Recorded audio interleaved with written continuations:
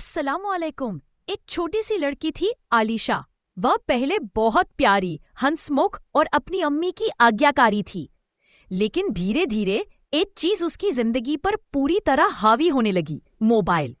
पहले वो थोड़ा बहुत गेम खेलती थी, फिर वीडियो देखने लगी और देखते देखते वही मोबाइल उसकी आदत नहीं, उसकी दुनिया बन गया।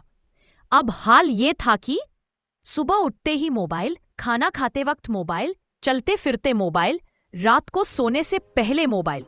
और सबसे दुख की बात, न वह कुरान पढ़ती, न नमाज, न दुआएं। उसकी अम्मी बार बार कहती, बेटी ये मोबाइल तुम्हें अल्लाह से दूर कर रहा है, थोड़ी देर कुरान पढ़ लिया करो, नमाज पढ़ लिया करो। लेकिन आलिशा हर बार कहती, अम्मी बस 5 मिनट, बस 5 मिनट। और ये 5 मिनट कभी खत्म ही नहीं होते थे। एक दिन कुछ ऐसा हुआ, आलिशा अपनी ही दुनिया में खोई मोबाइल चला रही थी।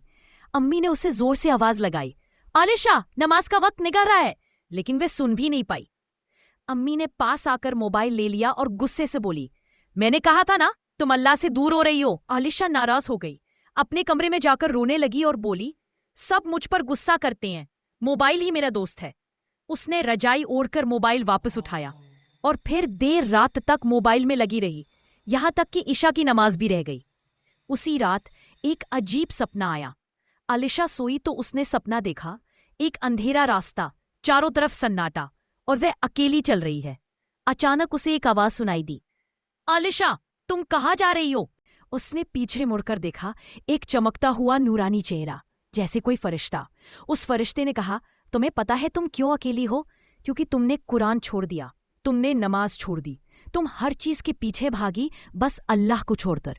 आलिशा रोने लगी और बोली, मैं तो बस मोबाइल में व्यस्त हो गई थी, लेकिन मैं अल्लाह से दूर नहीं होना चाहती। फरिश्ते ने कहा, अगर तुम लौट आना चाहो तो अल्लाह दरवाजा बंद नहीं करते, बस एक कदम बढ़ाओ, बाकी रास्ता अल्लाह आसान कर देंगे।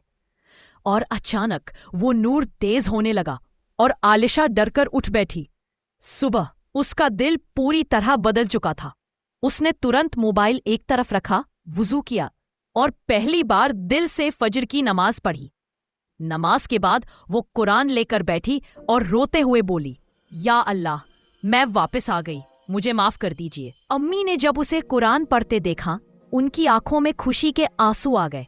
उस दिन के बाद आलिशा ने फैसला कर लिया, मोबाइल वो सिर्फ जरूरत के काम में ही इस्तेमाल करेगी, हर नमाज वक्त पर पढ़ेगी, रोज थोड़ा सा कुरान जरूर पढ़ेगी और सबसे जरूरी बात, वो अल्लाह से दूर नहीं होगी। इस वाक्य की सीख, मोबाइल बुरा नहीं, पर उसका ज्यादा इस्तेमाल हमें धीरे धीरे अल्लाह से दूर कर देता है। जिस दिल में कुरान होता रहे, वहां बेकार चीजें जगह नहीं ले सकती। अगर इंसान सच्चे दिल से लौट आए तो अल्लाह हमेशा माफ कर देते हैं।